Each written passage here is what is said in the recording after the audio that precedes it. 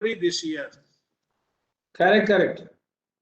A lot of intricacies which people are really grappling with even today.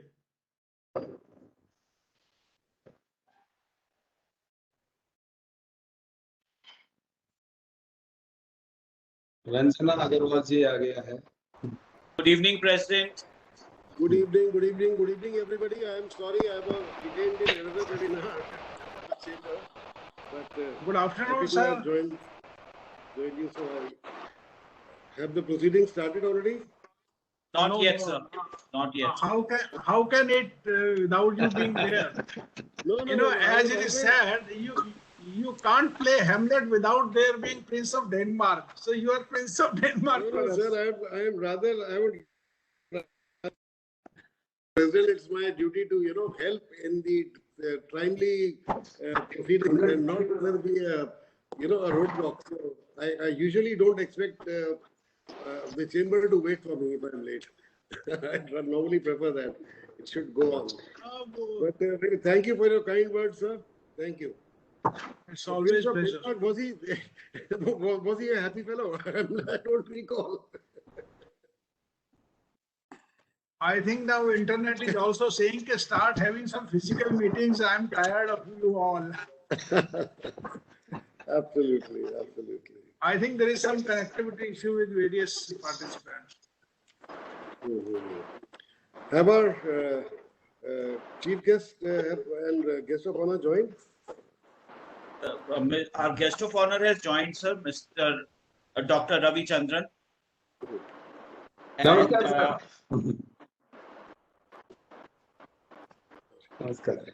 Pleasure, sir. Pleasure. Absolutely. And sir, Mr. Pradeep Ramakrishnan is supposed to join us a few minutes before 4 o'clock. All right. Okay. Right. So we can commence the moment Mr. Naveen Andy Gupta joins us. Yes. Ji, bilkul. Should I call him or Shivani is doing that? I think Shivani is trying to get in touch with him. Sir, he didn't pick up the call. I called him, sir. I think what should happen is that whoever joins in, fine, but at least we should, not delay the program. So whoever is the next speaker should continue. That's my suggestion.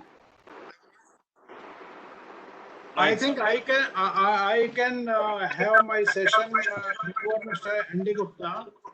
Yeah. Please do. Fine. So Shivani shall ji, we commence, Rastagi ji? Yeah, you can commence, then I will. Shivani जी मेरा share content enable करना है. जी sir. I'll just ask. We'll get it done. Good afternoon.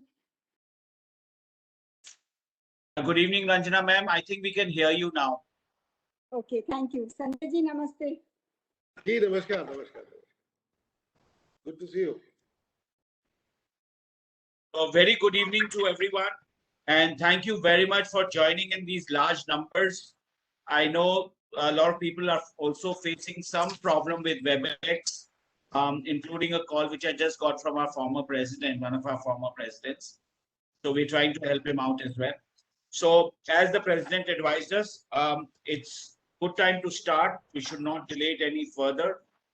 This webinar on a very, very important topic, corporate social responsibility and what we call it as BRSR, the business responsibility and sustainability reporting. Now, there have been certain changes which have happened in the Companies Act, specifically related to the CSR policy and the amendment rules. And that is what we are here to discuss this evening. And this is a notable departure from the existing BRR, which is the Business Responsibility Report, and a significant step towards bringing sustainability reporting at par with financial reporting. So may I now invite our co-chair of the Corporate Affairs Committee, Mr. P.K. Rastagi ji, to kindly share his thoughts. Over to you, sir. Thank you, Mr. Sehgal. Thank you very much. President of PhD Chamber of Commerce, Mr. Sanjay Agarwal. Dr. K.S. Ravi Chandra, Managing Partner, Csr and Company LLP. Mr. N.D. Gupta, Chairman, Corporate Affairs Committee, who should be joining any time now. Mr. Pradeep Ramakrishnan, General Manager, SEBI, will also be joining us shortly. Ranjanaji, Co-Chair, Corporate Affairs Committee. Ladies and gentlemen, a very good afternoon to all of you. It gives me immense pleasure to welcome Mr. Pradeep Ramakrishnan, General Manager, Department of Debt and Hybrid Securities, SEBI, who should be joining any time, and Dr. K.S. Ravi Chandran, Managing Partner, Csr and Company LLP, who have very kindly agreed to share their expert knowledge with the delegates on the topics listed in the agenda. The selected topics are some of the most contemporary subjects being talked about and are very relevant in today's context. I think after the world was hit by unprecedented crisis triggered by COVID-19 pandemic in the year 2020, and which is still continuing in its various forms and manifestations, the subject of sustainability as well as CSR have emerged as the most relevant areas which need attention of one and all, and not only of the business entities.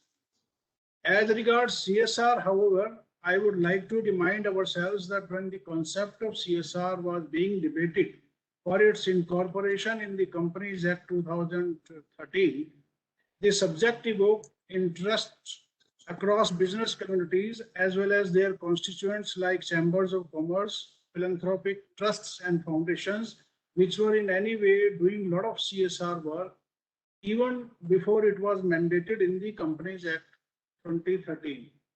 Finally, Section 135 in the Companies Act 2013 was finalized after considerable debate in the Parliament and before that in the Parliamentary Standing Committee, as well as in various chambers of commerce, and a balanced path was introduced such that companies were mandated to spend 2% of their pre-tax average profit of preceding 3 years towards specified CSR activities. If such companies satisfied the thresholds limit based on turnover, profitability, or net worth, which I presume are well known to the delegates, and I am not repeating for the sake of brevity. It was further provided that the companies which were not able to spend the required 2% of the average profits, then they must explain the reasons for the same in their board reports. The basis for having such balanced provision was that the companies were subjected to corporate tax, and CSR was an additional requirement for spending towards social work and philanthropy, which should be voluntary and should not be mandated. If it was to be mandated, then it will only introduce the Inspector Raj. It was also a matter of concern as to whether government can mandate businesses to carry non-business activities. Therefore, mandatory provision of 2% was out of favor, and a balanced approach was introduced based on the theme of spend or explain. It seems that the Ministry of Corporate Affairs was not happy with the implementation of the CSR provisions. Although, as per broad industry estimates, about rupees 50,000 crores was already spent on CSR activities during the initial 5 years, that is up to March 2019. Currently, it is estimated that close to 15,000 crore to 17,000 crores are being spent annually towards CSR activities. Despite that, the ministry adopted aggressive approach and almost introduced Inspector Raj, although it was stated by Mr. Sachin Pilot rather than Minister of State, Independent Charge, Ministry of Corporate Affairs at the time of introduction of the Companies Bill, which had CSR provision, that there will not be any Inspector Raj.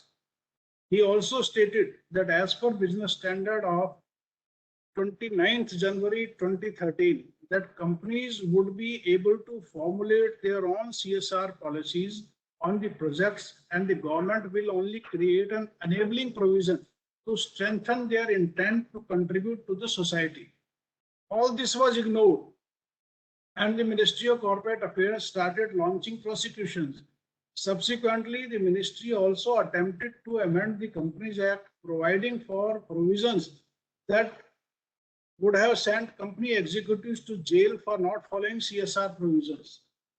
Thanks to various chambers of commerce and industry captains who voiced their concerns, and finally government withdrew the proposed amendments and reintroduced company CSR provisions, which provided for penalties for defaults in complying with CSR provisions. The penalties are not only for the companies, but also for every officer of the company who is in default. This is a big relief and is still better than imprisonment. Besides, the government has also introduced simultaneously a whole lot of new requirements, like treatment of unspent CSR amount. Unspent amount, if any, is to be transferred to funds specified in Schedule 7 within a period of 6 months of the closing of financial year, unless the unspent amount pertains to ongoing projects. Although this new provision may sound very innocuous, I may share that by this provision, the government has made it mandatory to spend 2% of the pre-tax average profits of the preceding 3 years, which works out to almost 3% of the post-tax profits. This was up till now a voluntary provision based on the principle of spend or explain the reasons in the board's report. This is very much against the spirit of the Companies Act 2013 when it was introduced first time in April 2014 after considerable debate.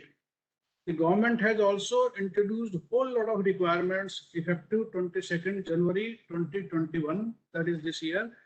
It is precisely for this reason that this webinar has been organized, so that the newly introduced provisions relating to CSR can be explained for the benefit of the constituents of PhD Chamber of Commerce. I am sure the delegates would find the webinar very enriching, since I am aware of the capabilities and deep knowledge of Mr. Ravi Chandra, who will be dealing with the subject.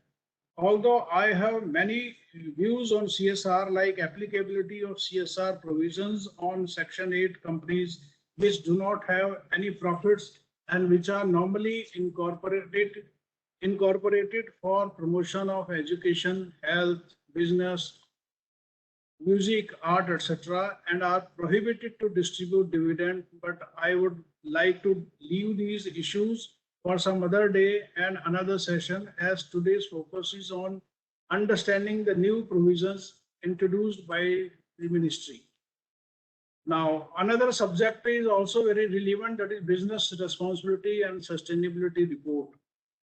Taking a leaf from the Ministry of Corporate Affairs, that is National Voluntary Guidelines on Social, Environment and Economic Responsibility of Business, introduced in the year 2009, SEBI mandated certain listed companies to provide business responsibility report in their annual report in the prescribed format. The report evolved around various parameters relating to environment, social and governance. SEBI has now revised the reporting requirements for the top 1,000 listed companies from the financial year 2022-23. Filing of this report is voluntary for the financial year 2021-2022. The structure of reporting shall enable listed companies to engage more meaningfully with their stakeholders by encouraging them towards social and environmental issues which are beyond financials. I think the whole issue of sustainability reporting is emanating out of Paris Climate Agreement, popularly known as the Paris Agreement, which was also signed by India in the year 2015. Government of India has reaffirmed India's commitment towards Paris Agreement. The whole issue about Paris Agreement is about its target to contain global warming to 1.5 degrees Celsius over the pre-industrial levels. Temperature of the earth has already crossed 1 degree above the pre-industrial era, and it could surge beyond 1.5 degree by any time between 2030 to 2052. This would result in frequency, intensity, and amount of severe droughts, outbreak of diseases like malaria and dengue, can impair human productivity and will escalate poverty in various forms unknown to the world. It is therefore imperative that corporates, which are very, very important constituents, are sensitized to achieve India's commitment to Paris Agreement. SEBI has rightly sensitized the concern for not only environment but also for social and other economic issues which are all intertwined. I may also share that investors around the world have started preferring to put their money in companies which scale high on ESG, that is environment, social and governance ratings. I would like to take this opportunity to compliment SEBI for mandating certain companies to provide business responsibility and sustainability report in their annual reports. We have with us Mr. Psd Ramakrishnan, who should be joining anytime, General Manager, Department of Debt and Hybrid Securities, SEBI, who will be taking us through the objectives, scope, and requirements of the business sustainability and reporting. I am sure the delegates will find the webinar very educating and enriching, as there could not have been a better choice than the General Manager of SEBI itself to take us through Csr provisions and their objectives. Thank you very much. Thank you very much, Mr. Rastagi. In fact, you have outlined very clearly the CSR and the BRCR objectives, and also shared your thoughts that probably the government was not too satisfied the way the CSR things were going on. So therefore, I understand even as per the amendment rules now, there's a new requirement like the impact assessment now of the CSR contributions and the engagement of various international bodies to be able to do that. I have been told that Mr. Psd Ramakrishnan is just joining us another 2 minutes. He's just trying to join in. In the meanwhile, may I, with the permission of the President, request Dr. Ravi Chandra to start his presentation and have your address once Mr. Psd Ramakrishnan joins. Sir, unable to hear you. Kindly speak. Yeah, please proceed. Dr. Ravi Chandra may speak. All right. So thank you very much, President. Let me just give a brief introduction of Dr. K.S. Ravichandran. Dr. K.S. Ravichandran is the managing partner of KSR and Company Secretaries LLP. He's a core practitioner in corporate laws and has more than 25 years of practical experience. He holds a doctorate from the Department of Management of Alagappa University on prosecution of directors under company law and criminal law in India and UK. He had served the Indian Air Force for more than 9 years as a specialist in Russian radar systems. Ladies and gentlemen, I present Dr. Ravi Chandra. Over to you, please. Very good afternoon to everyone here. Respected President of the PhD Chamber of Commerce, the co-chair of the Corporate Affairs Committee, the ASG, Mr. Vivek Sehgal, Madam Ranjana Gupta, and office bearers of PhD Chamber of Commerce. At the outset, I would like to thank the PhD Chamber of Commerce for giving me this opportunity to go through these provisions, prepare myself, and be ready for this program. And for all of us, 22nd January 2021 came as a different setup for CSR. So much so, I was on the lighter side, referring to CSR as complicated social responsibility. For the reason that there are such provisions which have brought the necessity for every company to which CSR provisions apply to set up a department for the purpose of ensuring things go on in a very smooth way. There is an essential difference between what was in the 2013 Act prior to this amendment and immediately from or with effect from this amendment.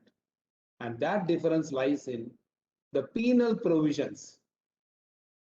The penal provisions are going to be very hard on companies.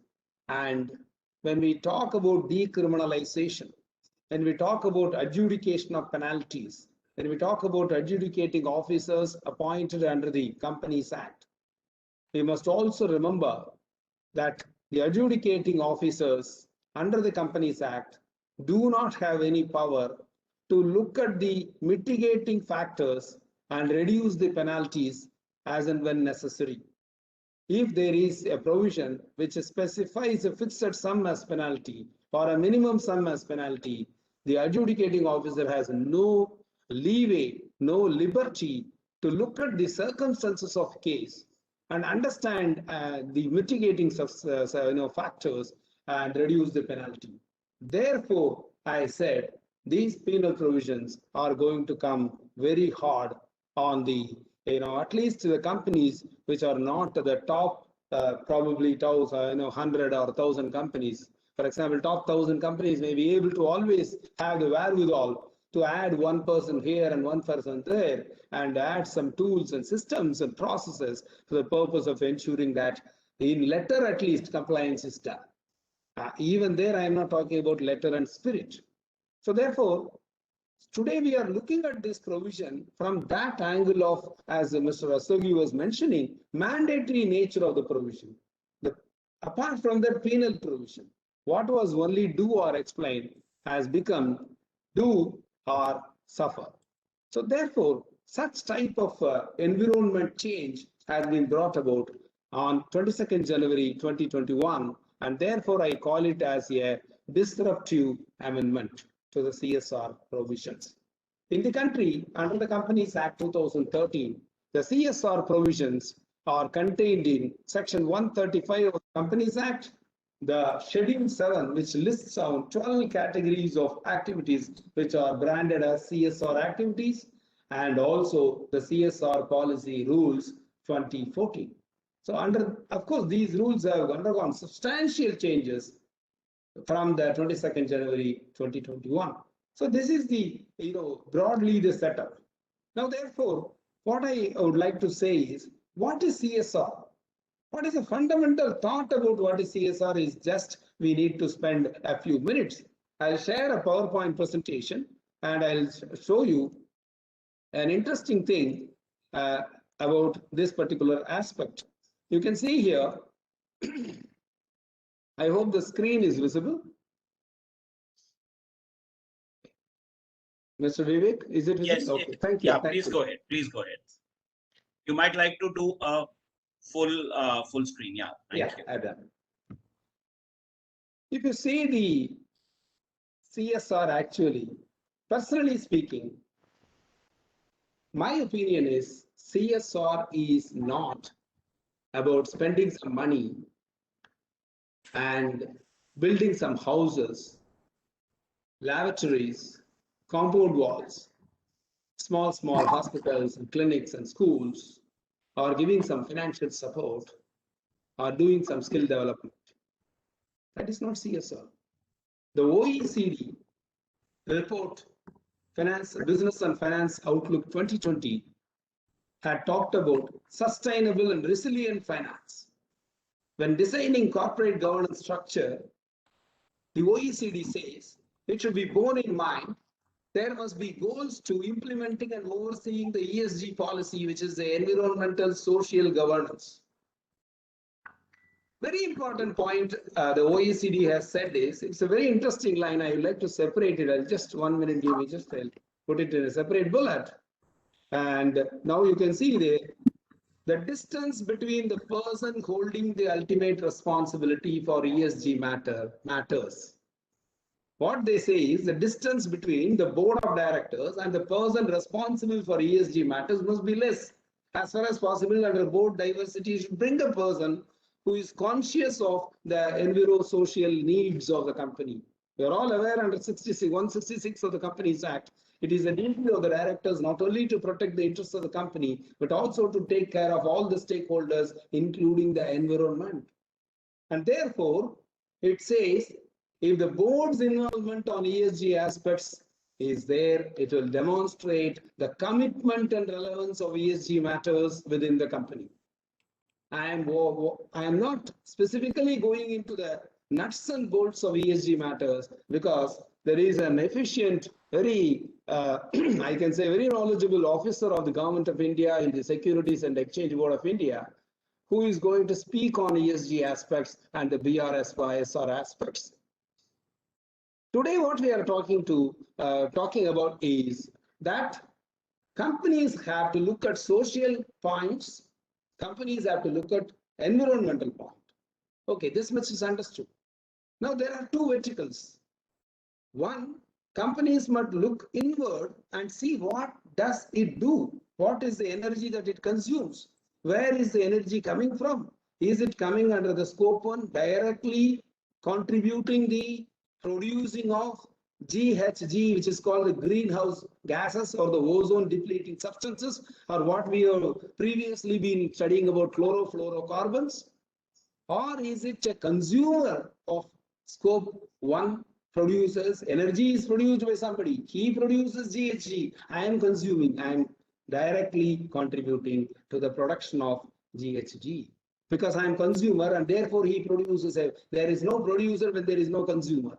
Therefore, scope 1 and scope 2 must be understood in this way, and scope 3. So I would like to first of all place on record and congratulate and compliment the Government of India for bringing about a large scale awareness on the top 1,000 companies because it will percolate down. You are all aware, we are all men in commerce. We know that the vendor development policies, the supply chain policies, all these things take care of all the ancillary and small scale undertakings to manage their houses, their manufacturing facilities in such a way that it is in tune with the policies that are followed by the top companies. So therefore, apologies, Dr. Ravi Chandran, for interrupting. We have Mr. Pradeep Ramakrishnan ji who has joined us, and if I can request you to hold on to your presentation till such time we hear Shri Pradeep Ramakrishnan ji. Warm welcome to you, sir. Sir. You can go ahead. Thank you so much for your understanding, Dr. Ravi Chandran. Absolutely. A very warm welcome to Mr. Pradeep Ramakrishnan ji. Thank you, sir, for joining us. Welcome. My pleasure. I would like to just now request our president, Is Csr ji, to give his presidential address as we were waiting for you, sir. Over to our president, Shri Csr ji. Thank you, Vivek ji. Good afternoon to everybody. On behalf of the PhD Chamber of Commerce and Industry, I would like to welcome our eminent experts for today's webinar.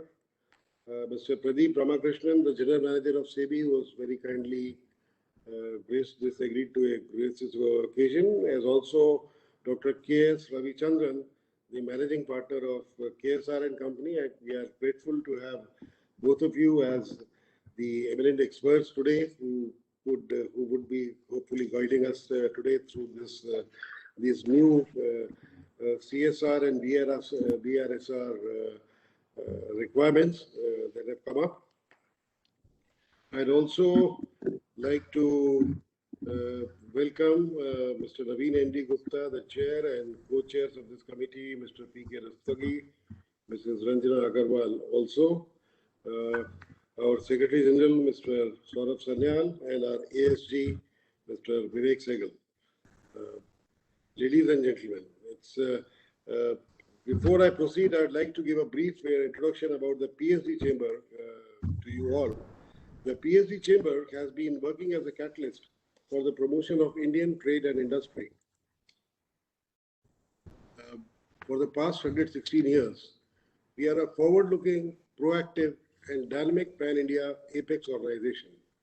As a partner in progress with industry and government, the PhD Chamber, with a special focus on MSMEs, works at the grassroots level with national and international linkages for propelling progress, harmony, and integrated development of the Indian economy. The PhD Chamber reaches out to more than 150,000 companies across the country with a total focus on the development of small and medium businesses. Corporate altruism in India has found a new purpose since the advent of COVID-19 pandemic, with the nationwide lockdown upending the economic activity on the one hand and disrupting lives, especially of the poor on the other. The companies have not been able to not only open their purse string, but also rolled up their sleeves to respond proactively to the pandemic. Over the past few months, corporates have been using all or most of their CSR kitty to combat the outbreak, be it through contribution to the PM CARES Fund, other relief funds, distribution of food, masks, PPE kits, or relief material to the needy. Indian corporates have also requested the government to approve the use of CSR funds for vaccinating their employees. I must add here that the PhD Chamber, the members of the PhD Chamber raised more than 528 crores during the past 1 year towards PM CARES Fund and most of it was CSR funding. Otherwise, also the chamber has been very proactive in the distribution of masks, PPE kits, etc. across the country, as also the distribution of free food packets and ration packets. But I think one very satisfying thing that the chamber has done right now is rather doing the first 2 machines, oxygen plants, out of the 10 that the PhD Chamber Family Welfare Foundation has arranged for, have reached the Delhi, where we are going to donate them to hospitals in Delhi NCR. So we have imported 10 oxygen plants, each oxygen plant with the capacity of serving 50 beds in a COVID hospital or even in any other hospital.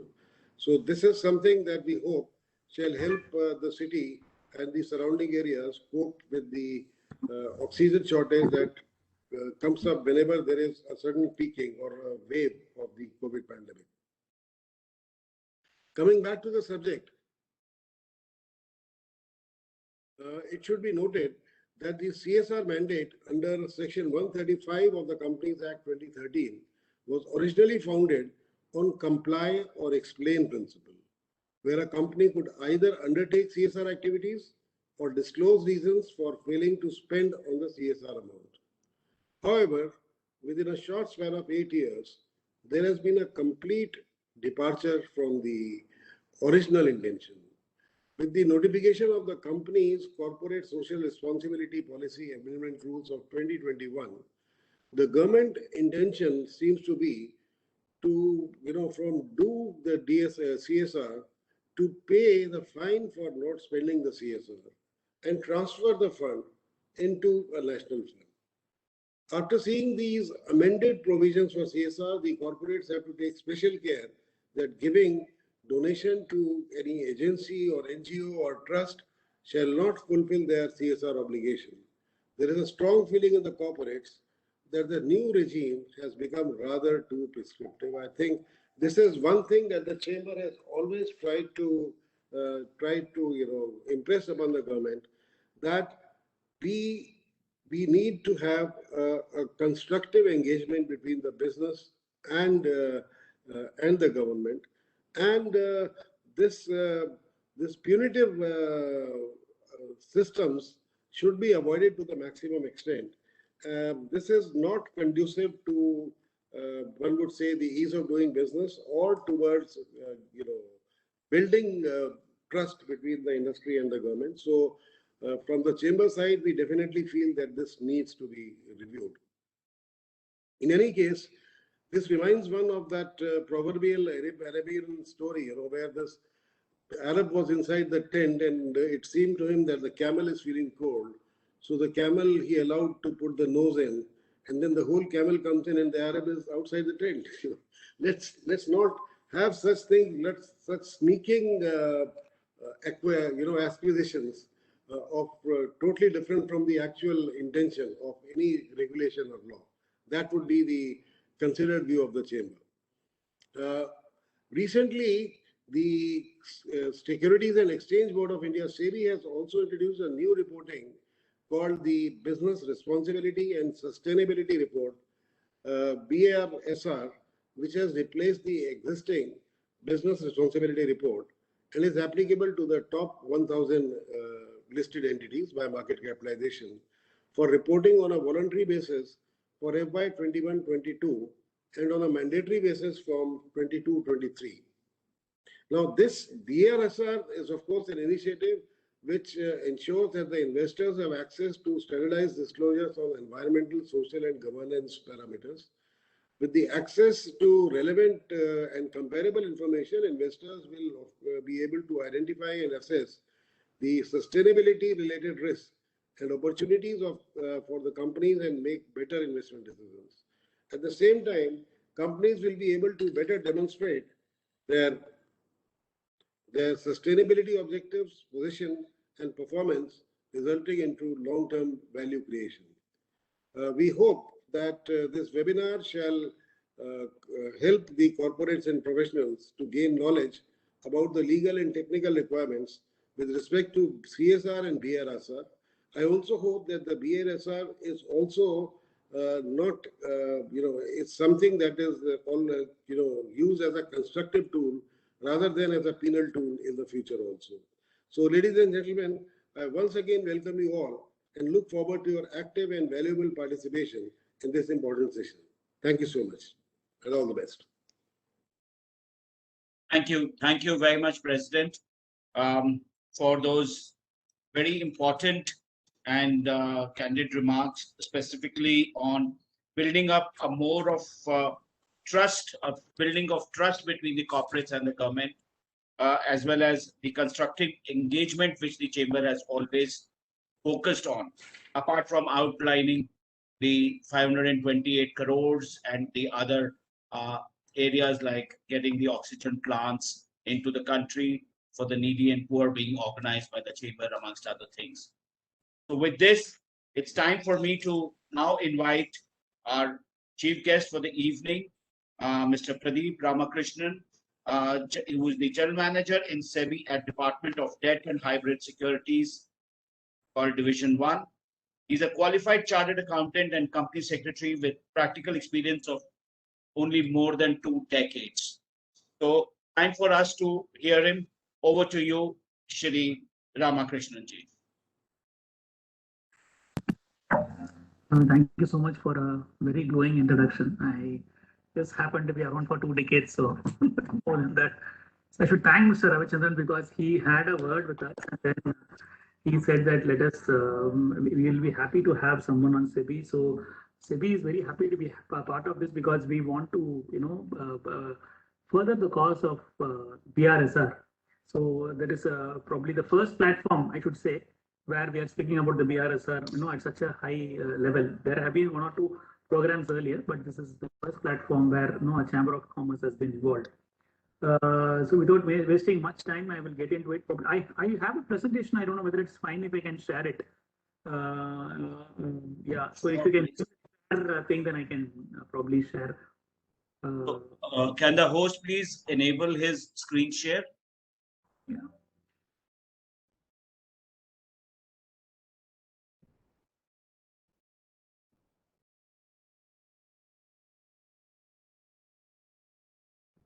So, I mean, until they enable, probably I'll just speak a little.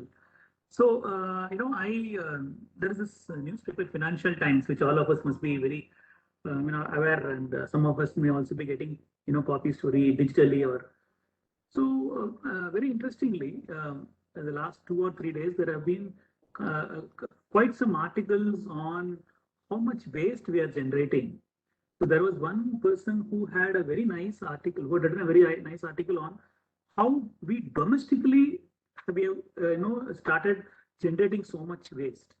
There was one point in time when we used to have very less number of, utensils, lesser plastic bottles, or probably glass bottles. I remember old Dalda boxes and all used to be there, which we would reuse, and bread used to come in a butter paper, whereas nowadays everything we have paper, plastic, as well as aluminum.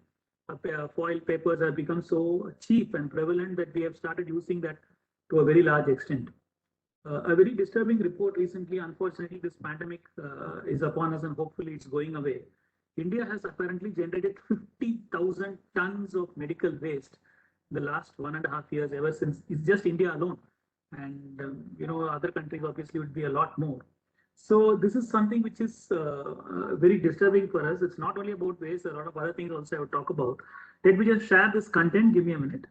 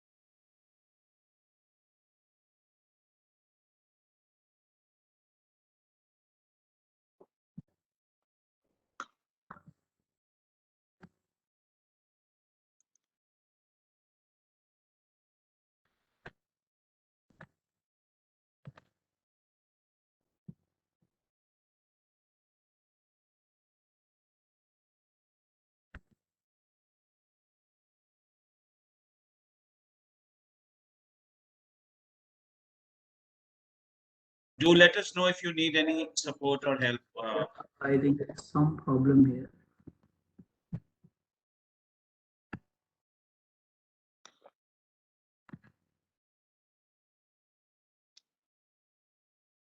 Would you like to mail the presentation and we can try and... No, I've already mailed it, but I thought, is it opening now? Are you able to see the screen now?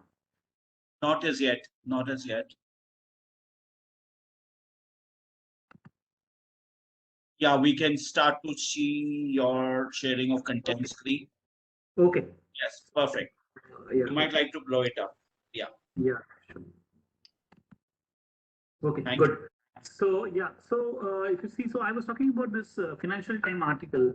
So there were a couple of articles and very interesting. One was what I talked about the increasing amount of waste today, which disposable waste has become. Every time, see, I stay alone in Bombay. My family is in Chennai. But I can, as an individual, see the amount of waste which I generate, which is to a very shocking level. Because if you buy a packet of chips, if you buy milk, every single thing that we buy, it comes in disposable wrappers, disposable paper, disposable, plastic bags. And every single thing, like the electronic waste, the amount of the phones that we have, so many things that are there these days.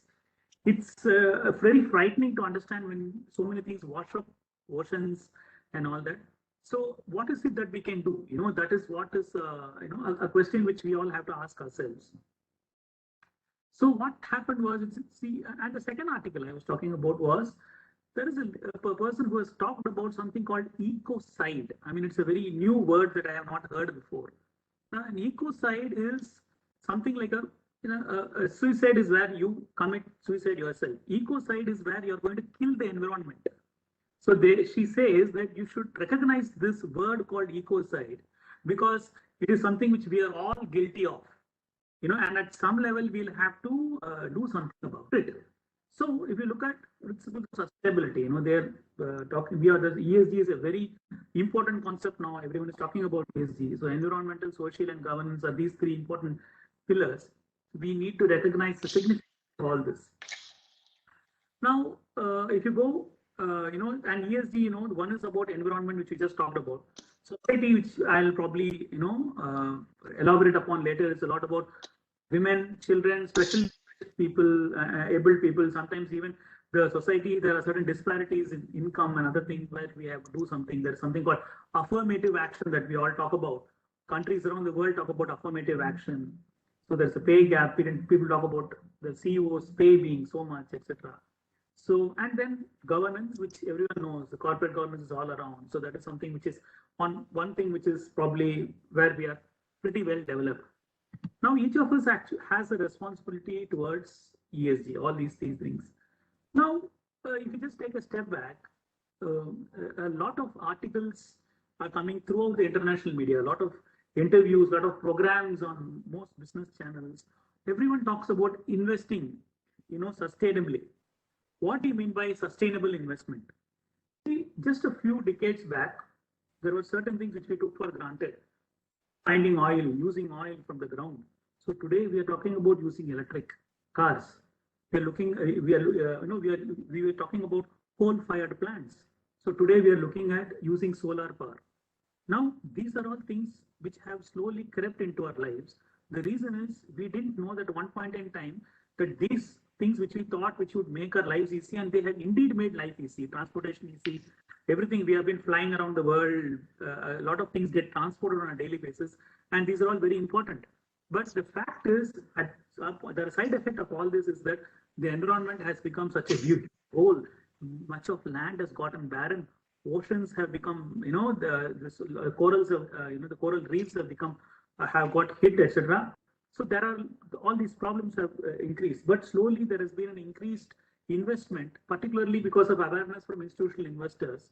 Though there are two sides of the coin, some institutional investors are being charged with double standards, where they're trying to invest in, probably an Aramco on one hand and preach about sustainability on the other hand, which actually doesn't go. It's a typical Western phenomenon, which we all, that of course that's for a debate for another day. The fact is that the underlying thing is that whether it's for us or for anyone, we have to get down to promoting sustainable investing, and because you have proxy advisors, as etc. Now, if you look at the statistic, see, in the span of just 2 years, the amount of funds which have been invested in sustainable assets has increased 3 times, from 550 billion to 1,652 billion, which is an amazing increase. Now, as far as, let us come to India. See, SEBI, as you all know, has been at the forefront of reform. Every time we have been able to, we have tried to come, do our best in bringing a lot of international practices to India. And we have also, got into, it's always a juggle between compliance, the burden of compliance, and the promotion of governance. So we have tried to, balance it, do a fine thread about it. So the national voluntary guidelines, I think there is someone who's sending me some questions in the chat window about BRR. So I'm talking about BRR. So the national voluntary guidelines were introduced by the MCA, Ministry of Corporate Affairs, in 2011. Now, and then immediately after the national voluntary guidelines were introduced, the national voluntary guidelines stood about, they were like, what can we do for the environment? What are you doing for the environment? And all that. So it was a very small beginning, and immediately we latched onto that, and we issued this requirement of having a business responsibility report by the 100 listed entities for the first time in 2012. And then it got extended to the top 500 listed entities when the LODR came into play in 2014, 2015. And then recently in Jan 2020, we have extended to top 1,000 entities. Now, what happened was, in between these 3 years, we signed the Paris Accord, the climate change, where we all know, where we have sort of agreed that we will reduce the emissions and we'll try to reduce the climate by probably 1.5 degrees centigrade, which is a very ambitious target. And we apparently, when you look at statistics, we are in the forefront as far as many governments are concerned. We are at the forefront of achieving the target, which is a very good thing to know. And the United Nations also brought in this Sustainable Development Goals, which reference to sanitation, water, cleanliness, and all other aspects of life, which a lot of us take for granted, which is required to be given to the other population also. So climate change is something which we have been hearing about for quite some time. Earlier, the words global warming were used, very frequently, and now the words global warming have been replaced by climate change. So it's just the same thing. It's just a different, bottle. But the fact is that it means something that's going to hit us. So okay, it's just a terminology, and it's all done for various reasons by various institutional investors. Again, that's for another day. But the fact is, the good point about that is that we have to combat this. So the Ministry of Corporate Affairs, constituted a committee on business responsibility. And I was very happy to be, I'm very, humbled and honored to be a part of the committee. Though I was not a member, but I had sat with them to draft this entire report. And it actually took some time because, see, the thing is, the LODR today is applicable to all listed entities. You know, it is not, there are few requirements which are applicable only to top 100, top 500, but over a period of time, this is, you know, extendable to all types of companies. Moreover, SEBI has always been sector agnostic. We are not a regulator who has specifically said that this will apply only to the banking sector or IT sector, etc. Because this sustainability, governance, and environment-related issues, you know, they hit all the sectors. They are applicable to all these companies. So that is the reason why we have been sector agnostic. So it consisted of SEBI, MCA, and the other three professional institutes, the CWAC, CS, and CSI, and ICAI. We had a lot of lengthy deliberations with IICA and Niti Aayog, and we also had discussions with sustainability heads. You know, as is SEBI's wont, SEBI has always adopted a consultative approach. You know, we have adopted a consultative approach as far as rule making is concerned. In this case also, we made a consultative approach. What we did was we put out the paper on the side, and we received comments from all over the world. As was with the Quota Committee on Corporate Governance, we received comments from all over the world, from institutional investors around the world, from proxy advisors around the world, and a lot of investors also around the world, and apart obviously from big names and small names all over India. So which each comment was sort of weighed. See, I will tell you why this is important. As opposed to a lot of other reporting, this requires a lot of granular measurement, which is the reason why we have made it on a voluntary basis for the first year. Because this, as opposed to the earlier BRR, which there are multiple things. I think we have also written an article which is published in the Chartered Secretary on the differences. And if you look up the net, there are a host of articles explaining you the differences. And it is, if you ask me, there is a heaven and earth difference, because there requires a lot of, here there is a lot of granularity, measurement, statistics, etc., which you have to give. And we have also brought in two types of indicators called the leadership indicators and essential indicators. So essential indicators are those which have to be compulsorily reported by entities, and leadership indicators are like, it's some sort of a best practice, which will sort of enthuse the others to display. It's more like a demonstration effect. If one company reports, and we can always move towards a leadership indicator becoming an essential indicator tomorrow. Now, if you see, however, you look at the slide, as opposed to see when it comes to Europe in particularly the Scandinavian countries, there are lots of investments happening in sustainable funds. There is a lot of movement towards sustainable investing. India has also done, but for us, it's around 0.08%, which is a very small thing. However, the heartening thing is that if you see this statistic, there are around 9 to 10 ESG themes funds in India, and 7 were launched after Jan 2020, which means that, and the ESG fund assets have sort of doubled in the last quarter of 2020. It's a good thing to know. Now, there is, if you see, there are certain articles which are written which say that there is a difference as far as earning is concerned in ESG funds. Now, this is debatable. It can be debatable both sides, because returns linked to ESG, whether you are an ESG themed fund or a company which is into sustainability, etc., is something which we can debate. However, there are 2 or 3 statistics which I have found and I have thrown about on the screen. One is the Deutsche Bank Statistics Survey, which right from the 70s they have done. For the 2000 empirical studies have been done, and they say that there are superior returns when it comes to when you invest in sustainable companies, which is a very good thing to know. Similarly, an Axioma study also in 2018 says that the companies with the portfolios which are weighed in favor of ESG companies, themed companies, are outperforming their other benchmarks by 2 to 3 times. It's a very good thing also to know. Now, again, let us step back as to why it has become very imperative for companies to get into sustainability. Let us look into, so there are 3 parts. We talk about society, we talk about governance, we talk about environment. As far as governance is concerned, India has moved miles. We are probably ahead of a lot of countries in the world, because I think our practices are so difficult that I would be scared to become a compliance officer today. There's so many things to disclose periodically, and on event based, etc.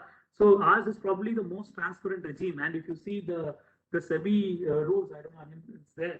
They are the fattest in the world today.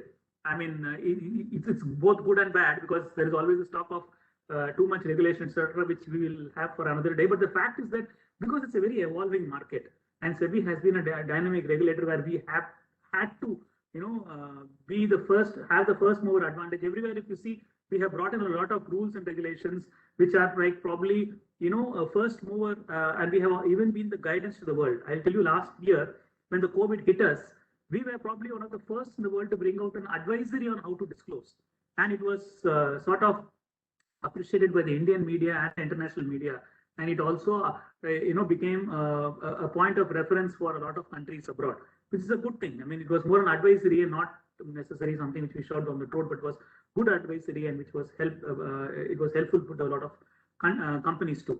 Now, I was talking about why it has become important.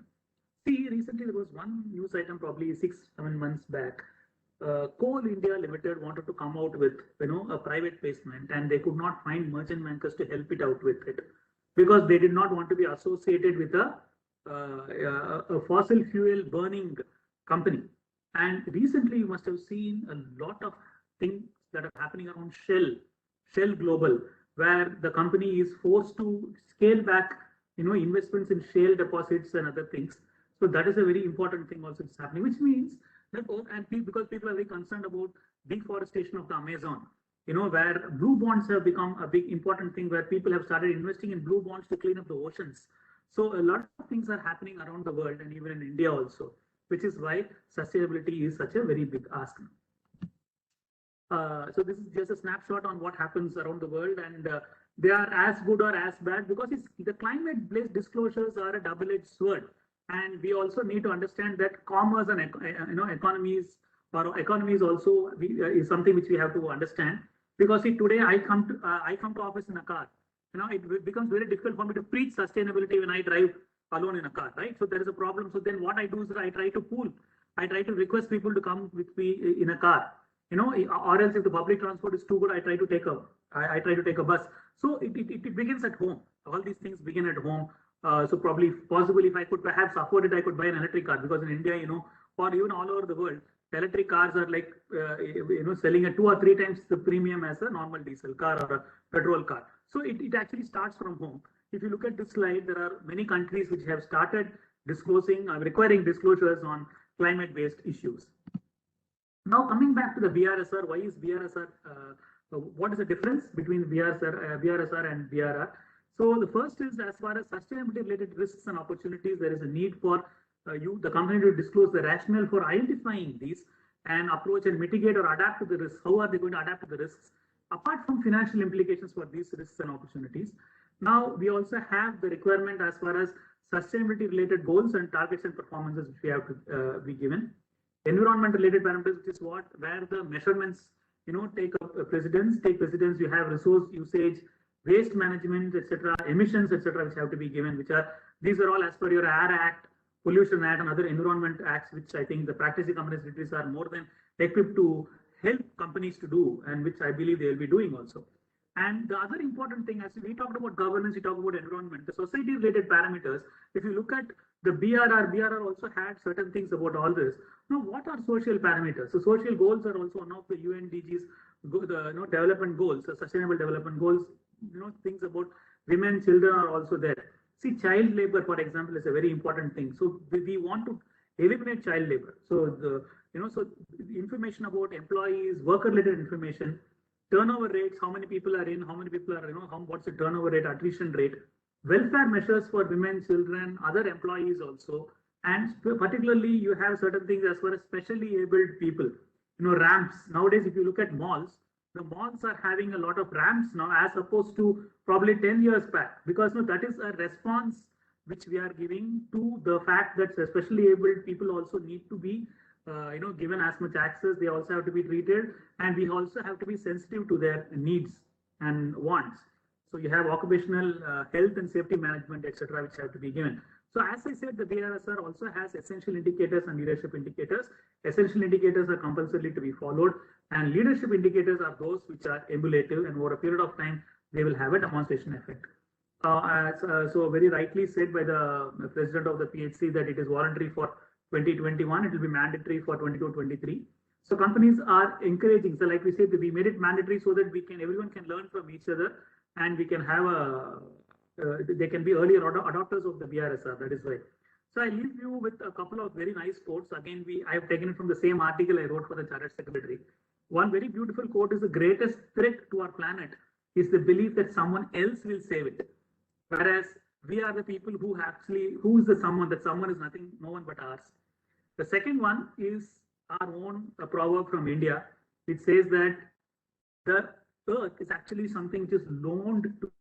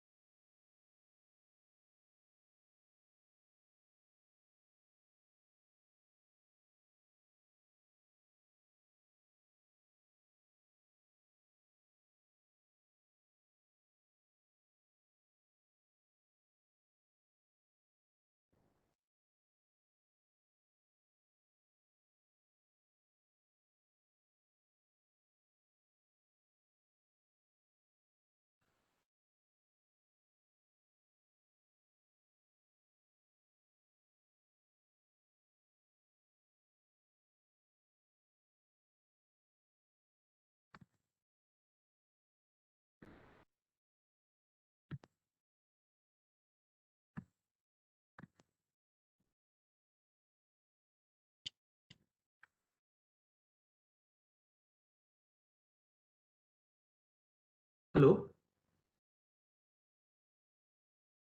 Can we help you with something? No, I am done. I'm done. I finished it. Okay. Can I request you to unshare your screen?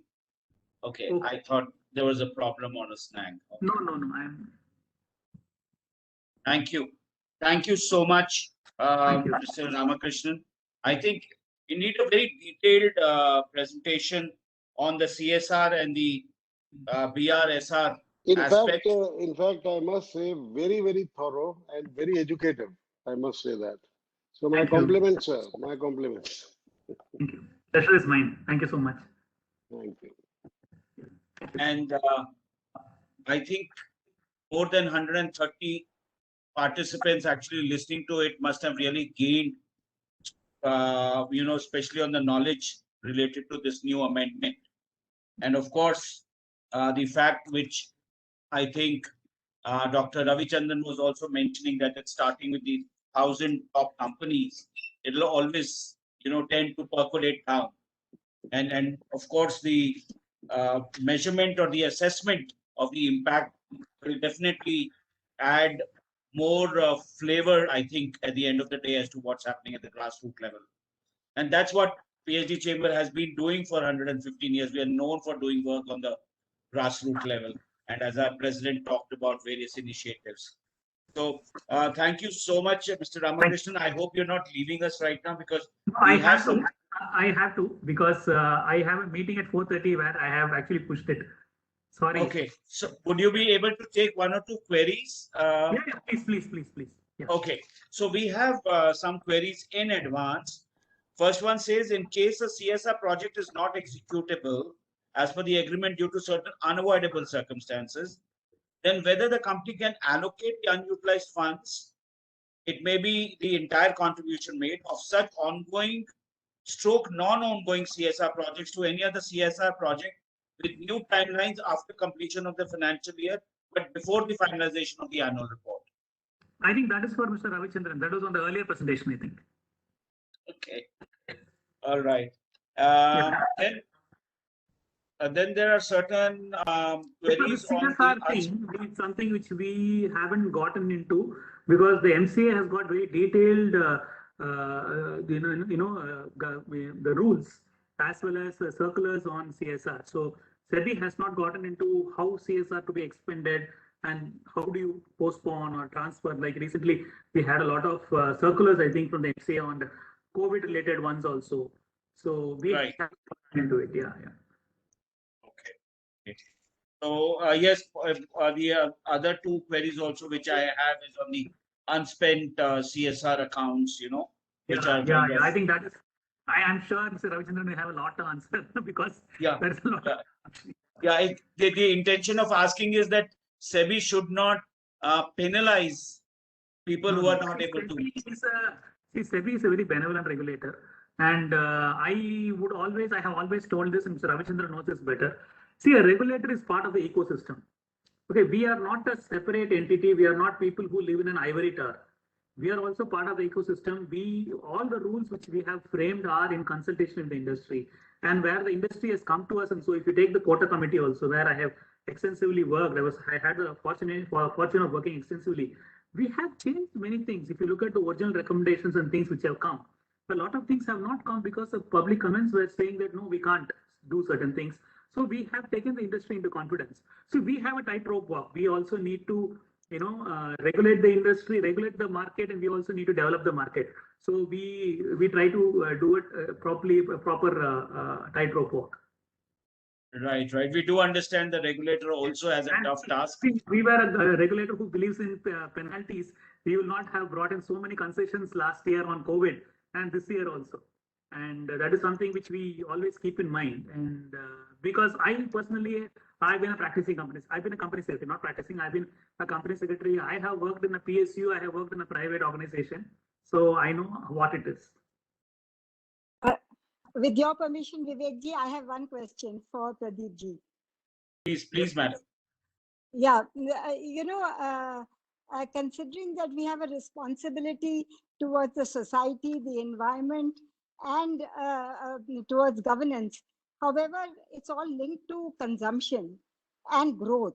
In a developing country like ours, where you cannot avoid consumption because that is the prerequisite for a growth, it will have a negative impact on ESG consideration. Now, how do you match the two things?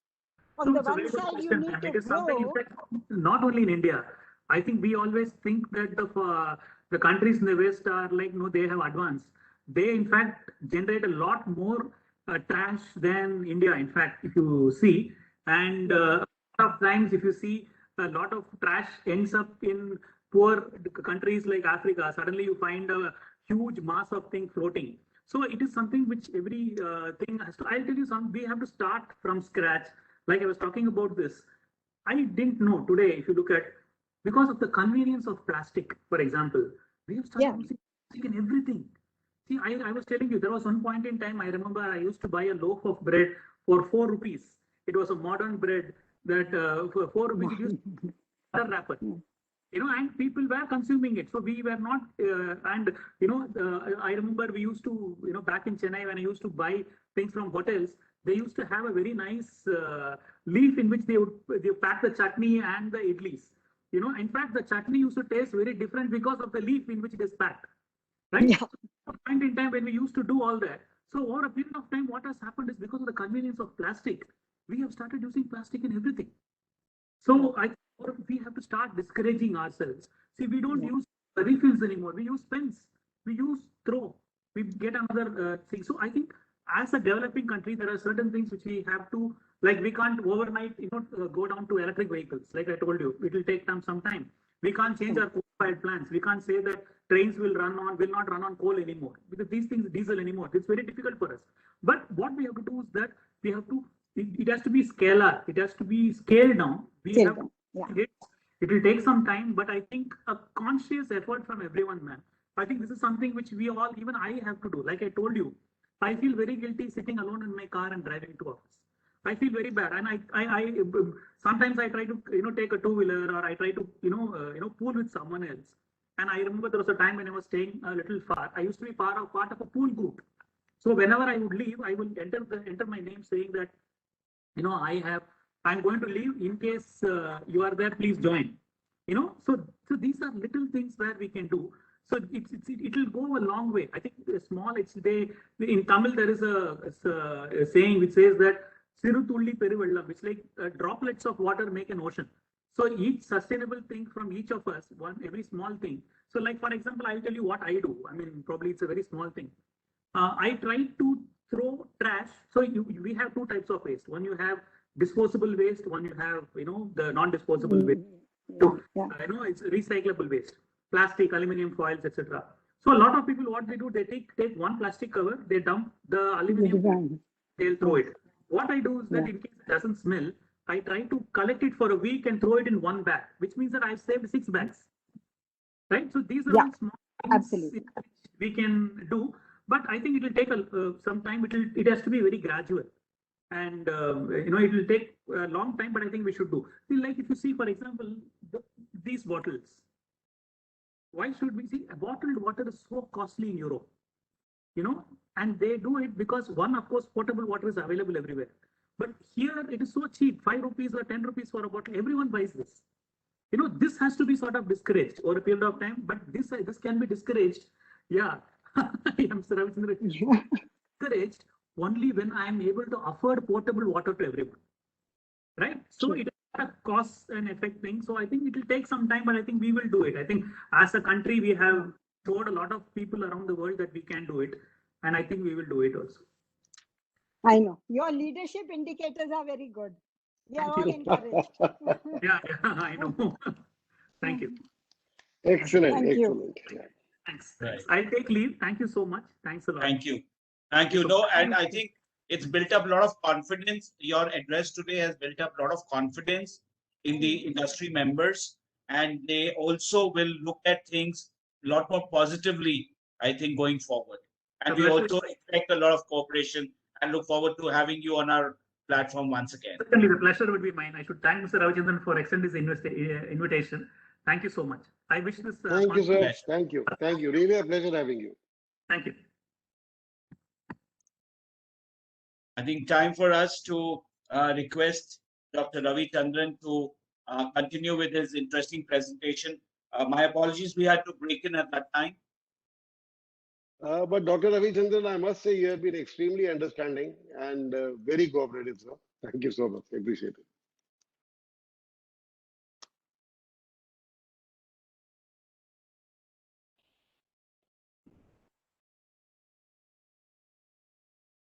You might like to make it full screen, please. I think you're muted, sir.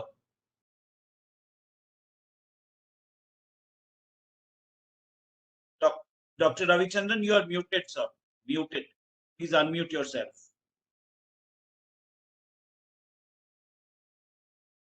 Yes.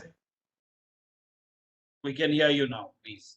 But we can't see your PPT now. Is now it should be visible. Yes, it's visible. So once I started sharing the screen, I was not able to see the unmute button at all. So I was searching for it a minute. It was a wonderful presentation by Sri Pradeep Ramakrishnan. He has given a beautiful, talk on what are the requirements which are in the offing and how the regulators are trying to shape the practices and policies that are adopted by at least to the top 1,000 companies. As I said, if top 1,000 companies are brought online and they are able to bring about changes, those changes, in my opinion, are going to be changes that will percolate down through the supply chain management, vendor contracts, and so on and so forth. And therefore, as a whole in the ecosystem, we may be able to see a lot of changes. And I was talking about the scope 1 companies that produce directly the greenhouse gases that are the ozone depleting substances, which are called the carbon dioxide, methane, CH4, nitrous oxide, hydrofluorocarbons, perfluorocarbons, nitrogen trifluoride, and all these things. And there is a scope to a very vast majority of companies which are consuming such energy, which release GHG. And it is, in my opinion, I always tell, even previously I was telling, that it is the consumer which drives the production capacities in the world. And therefore, if consumers change, whether you as an individual or as a scope 2 company, if consumers change, if consumers bring about changes, automatically the producers will have to change. They have to fall in line, because consumption is what drives the economy, is always what I always think. And there is, of course, the other the ways of creating GHG. whenever we talk about socio-environmental governance, we look at from a different angle. For example, environmental angle. For example, social angle.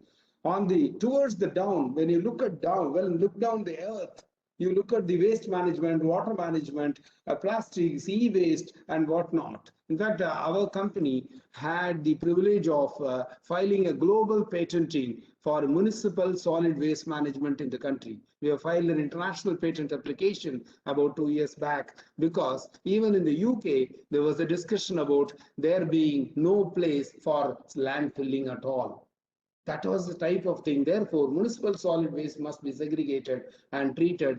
And these are all the aspects which one by one it will increase, and regulatory push is going to change for the better. And that is called the looking down on the earth where we live. And looking up, we have the GHG, greenhouse gases to be removed. Therefore, it is both looking down and looking up. Both are involved in environmental-social governance. Similarly, looking inwards into the company, the social aspects, environmental aspects, looking inward within the company, how we can change, and looking around outside the company, how do we say? So it is inside as well as outside. So this is the perspective, actually. That is why I raised this very fundamental question, which every one of us should ask: what is actually CSR? Is CSR what 135 says? Is CSR 2% of the average net profits to be, spent on certain categories of 12 categories of activities mentioned in Schedule 7? That is how we look at it. So in this perspective, if you see, the principle number 9 I am referring to from the voluntary governance guidelines, it's a very important principle which says the businesses must disclose the information truthfully, factually. It should label what is the harm it will cause to the individual, society, the planet, on the products. Recently, some of you would have read about the verdict against Johnson & Johnson. Johnson & Johnson is a company that manufactures talcum, baby talc powder, and 22 people filed a case against it in St. Louis jury, in the First Circuit Court, and that jury awarded a whopping $4.7 billion because it was found that the talcum powder, the baby talc powder, talc, contains asbestos, and that caused ovarian cancer and several other diseases, which is not emotional, which is not economic, which is not physical, which is everything. So the jury awarded $4.7 billion as the compensation, both by way of direct damages and punitive damages. And they went in appeal to the Missouri Court of Appeals, which upheld the order, reversed the decision, and said the award is reduced to $2.1 billion. And you would have heard on 1st June 2021, the United States Supreme Court refused to tinker with the award of the Court of Appeal. And therefore, by the SEC filing, that is Securities Exchange Commission filing, Johnson & Johnson on 1st June 2021 reported that it has created a crystallized liability of $2.5 billion, because from the date of $2.1 billion to the date of Supreme Court rejecting it, there is an interest which is accrued, which means we are now supposed to think, what is CSR? Where do we live? Do we have real governance? Are we looking at what are required to be looked at? The plaintiffs in this case developed ovarian cancer, chemotherapy, hysterectomies, and countless other surgeries. The court found that the defendants, that is J&J, knew of the asbestos danger in their products when they were sold to the public. The finding supports the defendants' exposure to the consumer of asbestos in several decades. They were reckless, disregard of the health and safety of others. So this is what the principle says. Now we are in the policy level. Now we are in the principle level. Now we are in the code level, norm level, on the paper. So as it goes, as it percolates down, in my opinion, paper to practice will certainly happen. Therefore, the fundamental question once again I'm raising is, what is CSR? ESG aspects, social aspects, Pradeep Ramakrishnan was referring to Shell. In fact, I have studied the balance sheet and the details of Shell. For instance, Shell in its report says on the social side, 6,000 employees it employs, and 2/3 of the employees are men and 1/3 is women.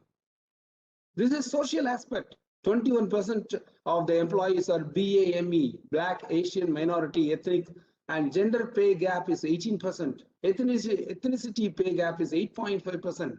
Shell was chosen as the Times top 50 employers for women in 2021. Look at IOC, come to India and see, we have 32,990 employees. 91.3% is men only. 4% reservation for persons with disabilities. People with disabilities in March 2021, they have employed about 707 people. Take Wipro. It says as an equal opportunity employer. Wipro styles itself as the equal opportunity employer. We do not discriminate on the basis of race, color, sex, region, national origin, gender expression, sexual orientation, disability, whatever be. Clearly Wipro says, and therefore, as Pradeep Ramakrishnan was also mentioning, we are advanced country in several social parameters and governance aspects. That is what is important. Therefore, CSR is that which contributes to the socio-enviro governance. And that is why I, in fact, congratulate PhD Chamber of Commerce for bringing an amalgam of ESG and CSR in this conceptualized, well-conceived program. And credit probably goes to Mr. Rastogi for organizing such a beautiful theme for this program. It's a beautiful flow. And in CSR under 135, what are we looking at? Basically, we are looking at the people around us. We are looking around environmental aspects, earth aspects, sky aspects apart. We see the people around us. Just look at the farmers. 1/3 of the community of the country is farmers. And what do they have? More than almost 90%, 91% people are getting absurdly low 79,000-80,000 rupees per annum. One household means 4 people. This is the level of people around us. Therefore, we need to spend. Corporates which have certain profits, 2% or what Mr. Asogi was saying, 3% it works out on the post-tax profit. You know, that money has to be spent on the people, on their upliftment. Therefore, CSR brings social upliftment, and therefore, in my opinion, it is a social upliftment tool. And let us now see what is the provision. If you see the provision, conceptually, the government has introduced ongoing projects. Many companies take up CSR projects which run for a certain duration, going beyond the year in which it is commenced. So therefore, they say multi-year project. But the government wants to say, don't extend it to beyond 3 years after the first year.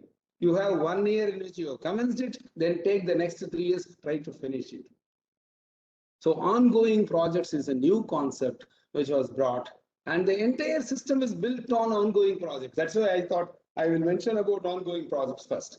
What they say is when you have CSR, when you have a requirement to spend money on CSR, whether you have spent, where you have spent, how you have spent, is it measurable, is it accounted, is it assessable, is it impact assessment worthy, can it be audited?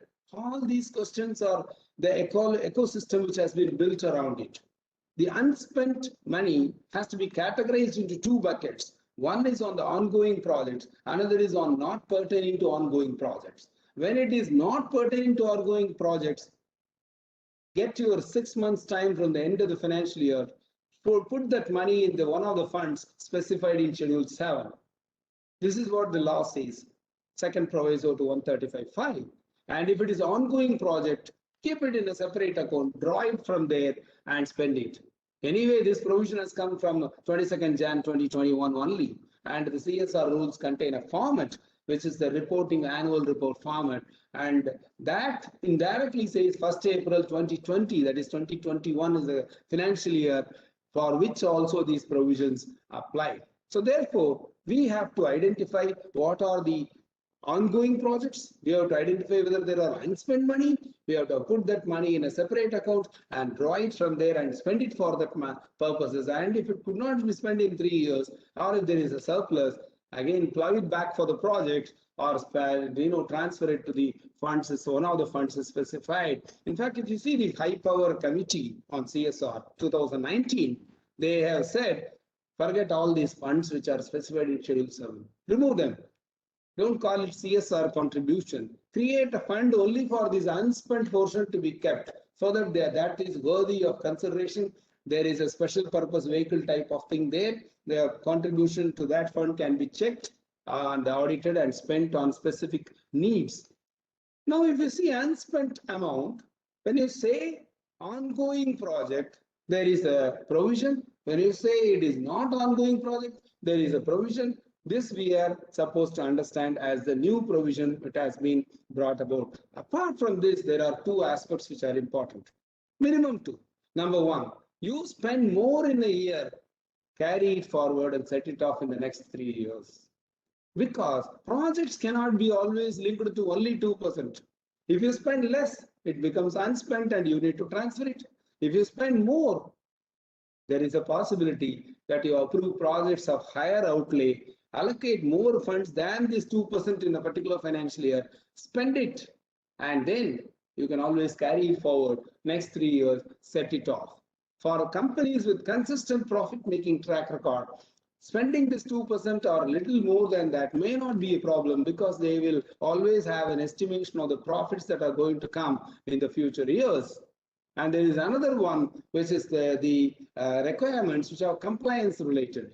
If it is required to be set off, if you want to carry it forward, set it off, have some resolutions and all. These are all, very procedural in nature. And you have surplus. Suppose, let us say you create a project. Some surplus is coming, interest is coming from bank accounts, some charges and fees are charged, you get some money, some grants are coming, all these things are surplus. You have to use it in the same unspent CSR account, in the same project, or transfer it to the fund. Therefore, surplus cannot be treated as business income. That should be separate from the business operations, and bring that surplus alongside the requirement of 2%, add it there. It is also the amount required to be spent. Therefore, spend it on the project from where the surplus has come, or use it for any CSR activity in pursuance of the CSR policy, or transfer it to the fund which is specified within 6 months on the expiry of the financial year. So these are all the new requirements or concepts which have come. Yet another new concept which has come in the 22nd January 2021 is impact assessment. Impact assessment is one which is a very important step. When companies earmark huge funds for the purpose of CSR projects, it is advisable that they also set up proper governance structure. The entire flow must be captured. The rules say the impact assessment is mandatory for projects having outlays of 1 crore rupees or more, and it should be, there must have been at least 1 year after completion. So if your CSR obligation is about 10 crore rupees, average CSR obligation, which means let us say year 1, year 2, year 3. Take the CSR obligation, that is this 2%, 2%, 2%. Add it and average it. The average CSR obligation is always 10 crore and above. Then this provision will apply. It will apply to projects with outlays of 1 crore and above. And when do you do the impact assessment? I do it after completion of the 1 year. Before undertaking impact study, the project should have already been completed. 1 year should have at least elapsed, so that you can understand what is the effect, what is the measure, what is the impact, how it has performed, how much it has reached the purposes for which it was originated. Therefore, impact assessment is another aspect which has brought in. So we have discussed about ongoing projects. We have discussed about unspent money on ongoing project and unspent money on other than ongoing project. We have discussed about excess spending and carrying it forward for set-off. We have discussed about surplus. We have discussed about impact assessment. These are all broadly the new requirements which have come into the system by these amendments of the section as well as the rules. Now, I would like to tell you the one important thing. Is CSR provisions a scarecrow? This is a beautiful picture which I have seen. the crow, which is the real crow, is looking at the person and saying, is that a human? No, it is only a scarecrow, because if there is a human being, he is going to be looking at the mobile phone and doing something. Therefore, the crows are able to understand that it is only a scarecrow and not the real person there. So therefore, here CSR is not a scarecrow. Here we are having penal provisions. The company law is amended, bringing into effect, as I told you in the preface also, that there can be a penalty of twice the amount required to be transferred to the fund, or 1 crore rupees, whichever is less. And in addition, every officer of the company will also suffer a penalty, which could be 1/10 of the amount required to be transferred, or the amount which is specified is 2 lakh rupees, whichever is less. Therefore, in CSR, you cannot think that it is any longer a scarecrow. It is actually a threat. It is actually possible that a company is penalized for not doing CSR activities. Until 22nd January 2021, it was a scarecrow. You do it, otherwise explain. But today it is not so. You have to explain and transfer the money according to the provisions in subsection 5, read with the subsection 6, failing which you can see subsection 7 introduces penalties. Therefore, I was constrained to do a study. I studied top 50 companies as per the market capitalization on 31st March 2021. What did they do? How much did they spend? All these things. When you see the actual data on hand from top 50 companies, I was able to see that about 8,000 crores have been spent, whereas the government has introduced section 135. And you know what is the number of companies which are required to comply with 135? The number of companies runs to 22,000, 23,000 companies as per the CSR portal. 24,000 companies we can say. And what is the amount spent? It's almost like 20,000 rupees, 20,000 crores. Whereas the top 50 companies alone have spent 8,000 crores, which means 40% of the money has been spent by just 50 companies in the country. Therefore, why at all should the government retain this provision, make 24,000 companies comply with CSR provisions? I'm asking. In my opinion, if I extend my research, if I extend my study to about 100 companies, probably, or 500 companies, I will be touching 20,000 crore instead of that. Instead of 24,000 companies getting the requirement of complicated compliance provisions, in my opinion, we will be able to achieve better results with the companies which have the wherewithal, which have the profits of that nature to do it. You can see my study, what is the output, average net profit. 7,100 crores. What is the provision under 135? 5 crores. Net worth, 50,000 crores. What are we having in 135? We are talking about some 500 crores. Turnover, 60,000, 56,986 crore. I am talking about average turnover of 50 companies put together. Average, 56,000 crore, top 50 companies. Now, what are we having in our provision? 1,000 crore. Therefore, there is an empirical evidence in front of the government today. Probably PhD Chamber of Commerce can present it and bring about a change to the applicability of CSR provisions. Instead of having 24,000 companies which are now currently required to comply with, because one of the thresholds anyway they will hit it. They can always introduce 1,000 crore profit, 25,000 crore net worth, or 25,000 crore turnover. Therefore, I have brought before this chamber for this program a data which is verifiable, authentic. Only top 50 companies spending 8,000 crore in 1 year alone. 3 years they have spent 20,000 crore. In 1 year, 8,000 crore. What does it mean? It means the government can achieve the purpose without disturbing as many as 22,900 companies. Consider about it. This is very important for us to understand. And you look at Indonesia. Indonesia limited liability company brought a government regulation in 2012, which is GR 2012. Indonesia, all of us were aware in business, Indonesia is a very predominant part. There is a big mining which happens there. So Indonesia introduces a very simple regulation. Natural resources are you using? Do CSR. Compulsory, direct or indirect. Otherwise, no issue.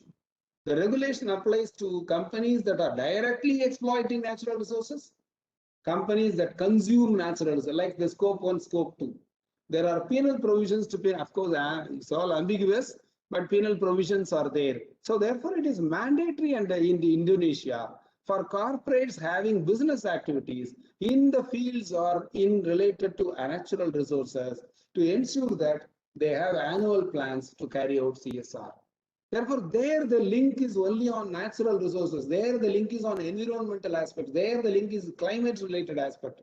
There the link is land related, earth related. So therefore, we have to probably look at whether we can do changes that can really make sense and trouble less, bring more rewards. This is what is a concept I thought I will use this opportunity and communicate.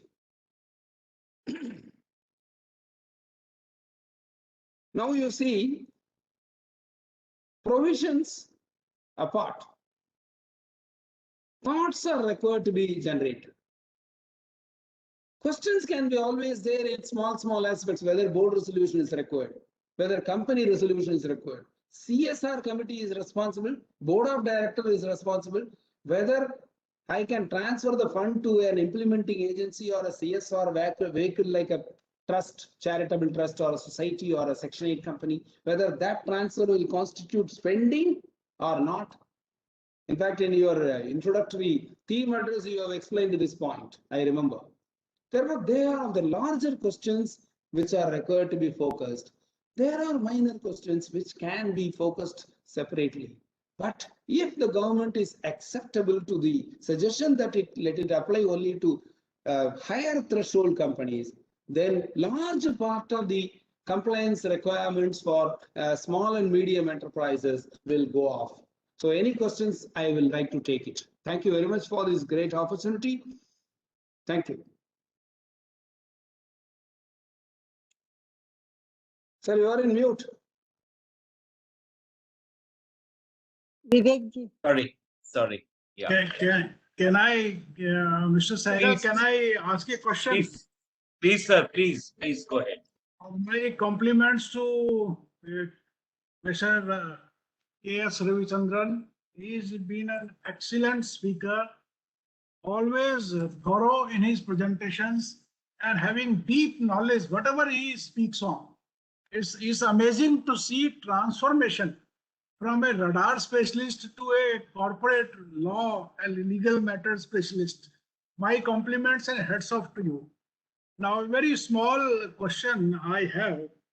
If you see Rule 7 of the CSR rule and Sub-Rule 4, Rule 7, Sub-Rule 4 about creation of a capital asset, I am not actually able to understand, though I have read it 2-3 times, I must admit that if you can elaborate this, particularly like if we contribute for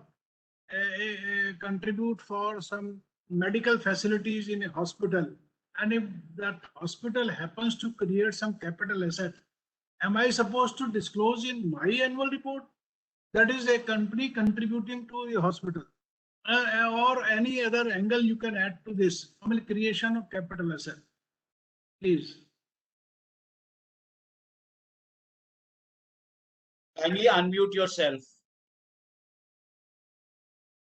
Dr. Ravi Chandran, kindly unmute yourself. Yes, there is. The requirement under the rules are basically divided into 2 parts. One is about the capital assets already created. Another is about the capital assets which are likely to be created because of programs or projects the companies undertake from now.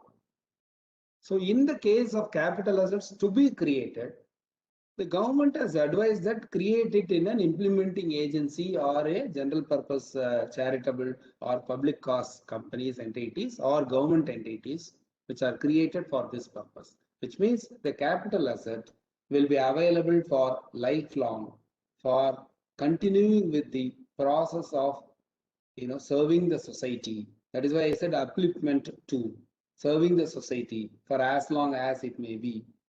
Even though the company which has created the capital asset or contributed to the creating of the capital asset is no longer within the CSR provisions, the assets will continue to be available for social purposes.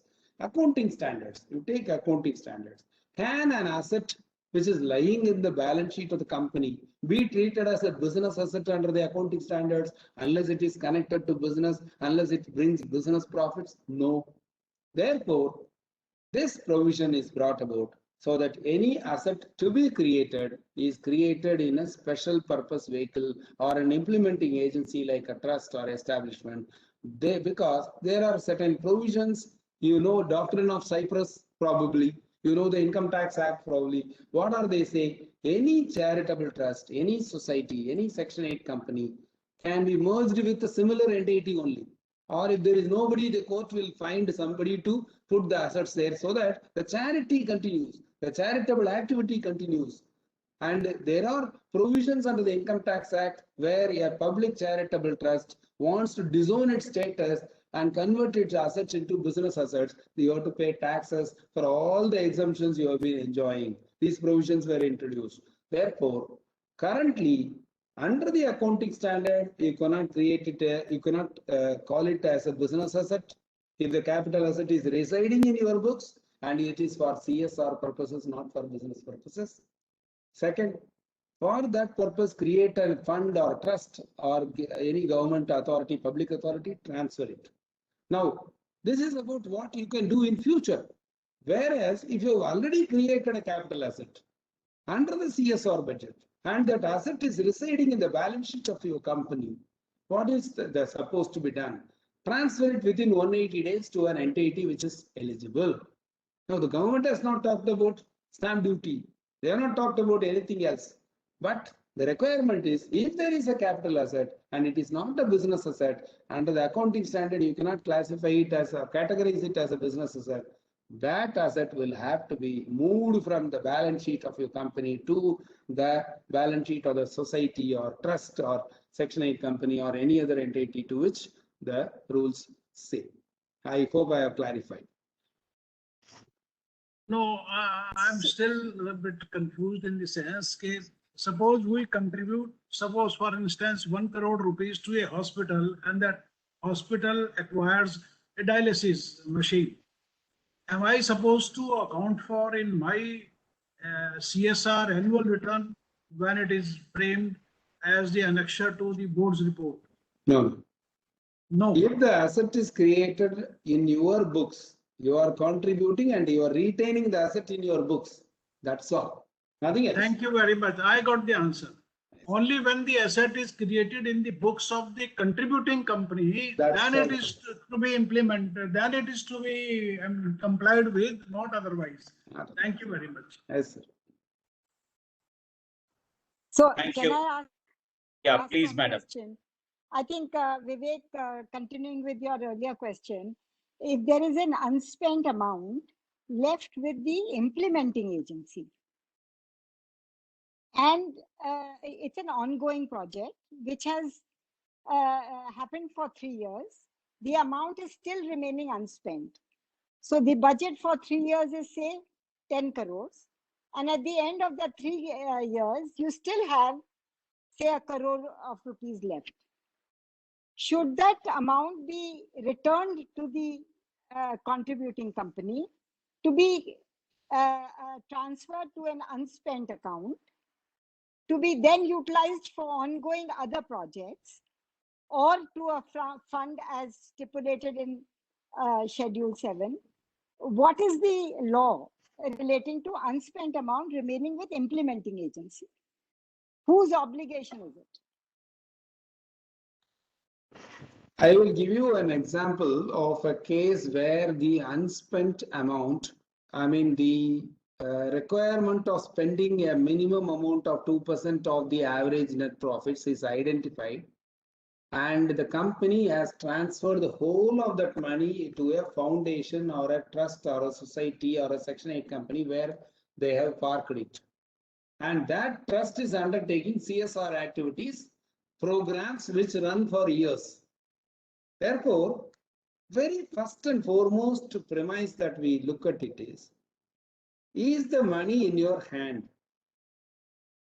If the money has gone from your hand to a trust or society for which you have given a task under a proper SLA, proper contract, which they are supposed to carry it out, which they always do over a period of time only, you can't expect the society or trust to create resources, manpower and other resources, expecting that you will contribute tomorrow or release further stages of funds. Therefore, the practice has been, out of 20,000 crores spent by top 50 companies in 3 financial years ending 1920, 13,000 crore, like 2/3 of the total amount has gone only to their own trust and foundations. That is the practice we have been having. So if you are transferring the funds to a trust or society, merely for just keeping it in that like a parking lot, it is going to be tough. It is a question of fact. But generally, where the trust is intended to carry out projects, programs, and previous year records also will show that track record is that they have been spending money of a particular size. I don't think there is any obligation to draw the money from, get it back from the trust for your purpose and transfer it to an unspent account within 1 month, or transfer it within 3 years if it is not spent to a anything. So therefore, ongoing project unspent amount have to be seen not from the recipient entity's books. They have to be spent, they have to be seen, they have to be analyzed based on the company that spends the CSR amount. If that company has spent the money by contributing to the corpus of a trust, which is recognized, which is allowed, the money is spent in the books, irrespective of whether the recipient entity, which is a trust or society, has actually put the money. They would have had programs. But in some cases, it could be possible to show that the trust is simply an entity created and it is simply parking the funds there, lying there, no activity. So therefore, that is where we need to understand that. That is one. Two, there is a cutoff date. Today, the rules are clear.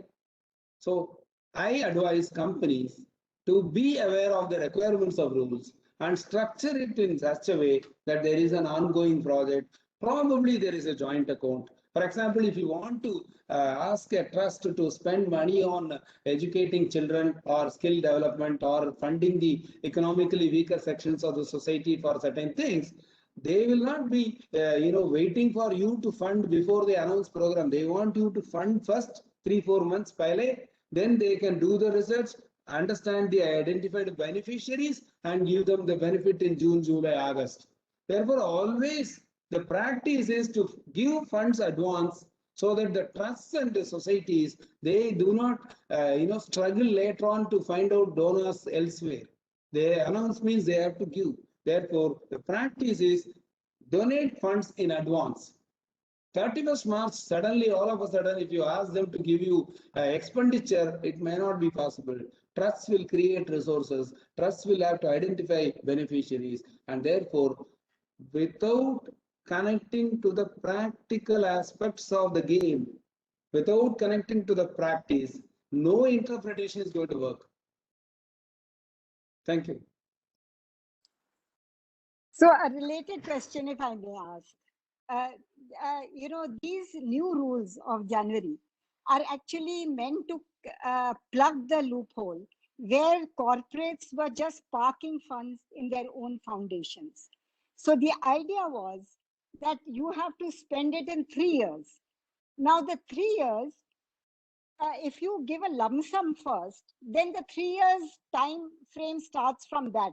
But if you were to give in tranches, then your ongoing project can overflow and it can be an ongoing project.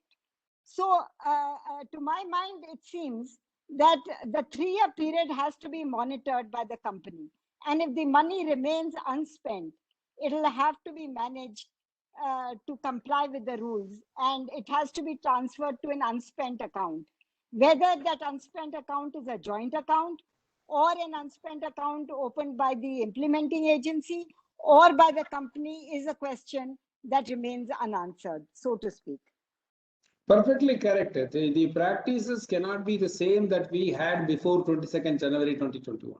The rules have come precisely because, as I said, 20,000 crore, 50 companies, 3 years, 13,000 and odd crores have gone only to the trusts. Yeah. Whether those 13,000 crore is written as expenditure, yes, companies have written it as CSR expenditure.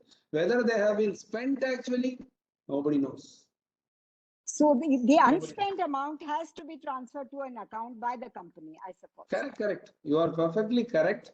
Only thing, we need to align our thoughts to the current 2021 and from 21-22 onwards, how it will work. What is the practice you have been following? Can you take back the money that you have donated already for a specific program?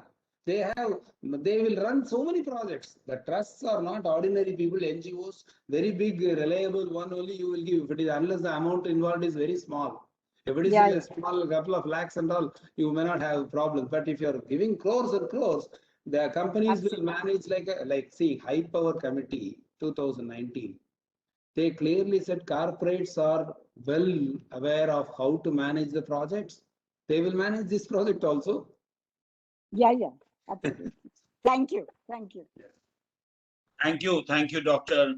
Ravi Chandran, for so very well articulating, all these aspects of the law, as well as answering the questions. It's phenomenal. I mean, just a quick one from my side.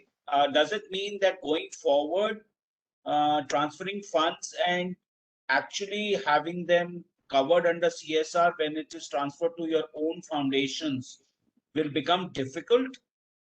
You can difficult transfer. To explain. The rule very clearly says you may have to do the CSR activity directly or through an implementing agency, which could be the fund or a society or a Section 8 company created by the company. There is no problem in transferring the fund and putting it there, but you have to ensure that the money is spent during the year, or it should be recognizable as an ongoing project undertaken by that company. You should have some control to understand how much is on. That is why I have conceived the idea of getting into a contract, having a master control account, putting the money there, releasing the funds as per the timelines, so that you have a proper monitoring mechanism. That is the best way of dealing with that. There is one question by Mr. Amitav Banerjee in the chat box. I think if you could just give a quick 2-minute answer to this. They're basically, he's wanting to know, how will the foreign collaborations on impact assessment evolve? As per the circular of 24th January. Yeah. This question I have now understood. I have read also. See, foreign collaboration for impact assessment is something which for large projects it may be needed. For example, a hospital for treating cancer patients in Lucknow is created, let us say. What is the impact of that? How many cancer patients have been able to get treatment which they were not having previously? That study is something which you need to deploy manpower. It should be scientifically structured and there should be an outcome after a few years. So therefore, this is something bordering on the lines of survey and all. This will require a lot of inputs, lot of, for example, if you do, as it is Psd Chamber of Commerce, I am using PhD. Okay. The PhD, when you do it, what do? You do an analysis of you do a survey, you have a research methodology, you identify, you use tools like the chi-square test and all. So such type of statistical tools, survey tools, PhD, research methodologies will have to be adopted on a larger scale in certain villages and remote corners to understand and do it. For example, when I did a study, I found Maharashtra, Gujarat, and Karnataka have received the 90% of the monies. If 20,000 crore is spent, 19,950 crore has gone only to 3 states. Whereas, look at Sikkim, Nagaland, Mizoram, some states have received lakhs, 1 lakh, 1.25 lakhs. That kind of study is possible by me.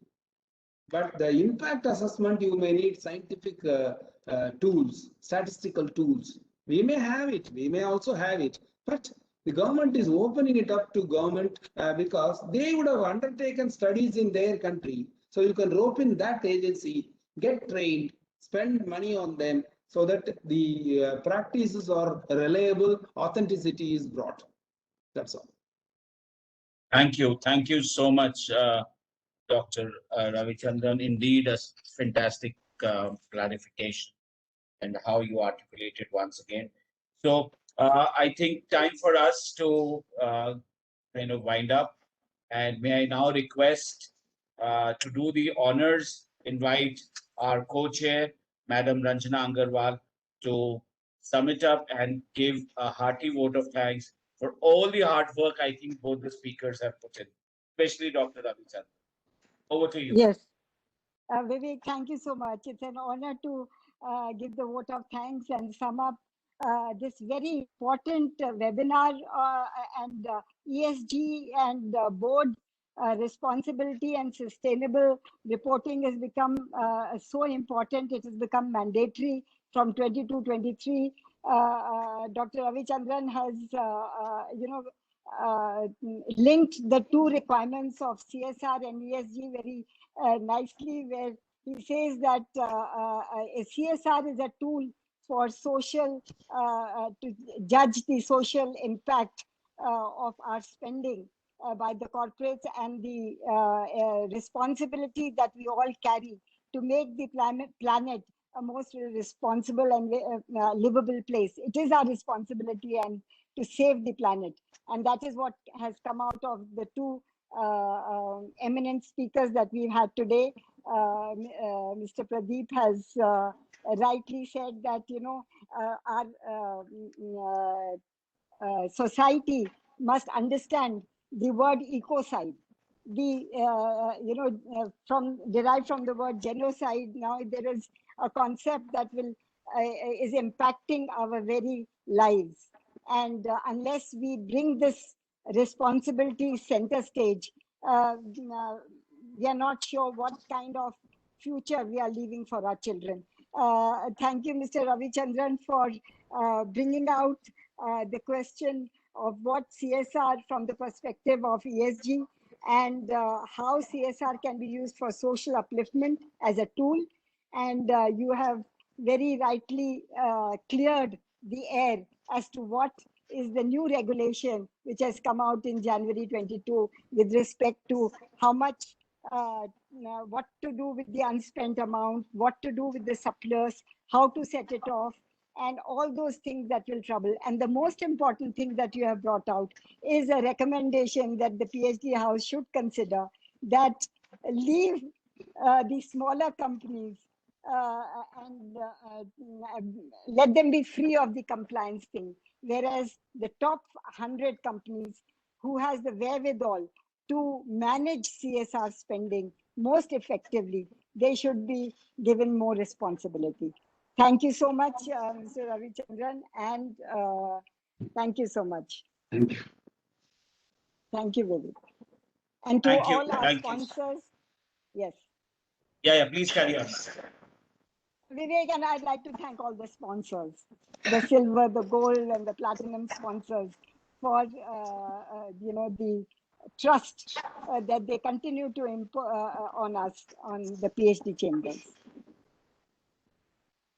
And to you, Vivekji, for putting this together, and to Mr. Rastogi for conceiving this very important program.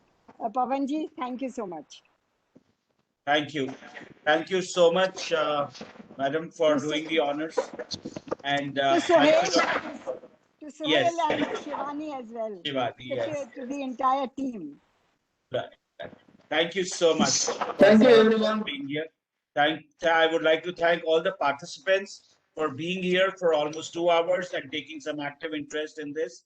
And thank you, Dr. Ravi Chandran. Thanks a ton, Yes. Mr. Rastagi. Thank you, Madam Ranjana Agarwal. And thanks a lot to Shivani and Suhail for working behind the scenes. Thank you, one Mr. and all. Mr. Sehgal, before we sign up, I may inform that Mr. Ravi Chandran has agreed to make presentation on the managerial remuneration, which is also a very, very important subject, particularly after, drastic, or rather a transformative introduction, amendments were introduced in the Companies Act. So we can plan this sometime in July or August, depending on the convenience of Mr. Ravi Chandran and others. Wonderful. That's wonderful. And as I said, we look forward to having Dr. Ravi Chandran once again with us. Thank you, sir. Thank you. Thank you, everyone. Thank you. Stay safe and take care. Bye-bye. Absolutely. Thank you.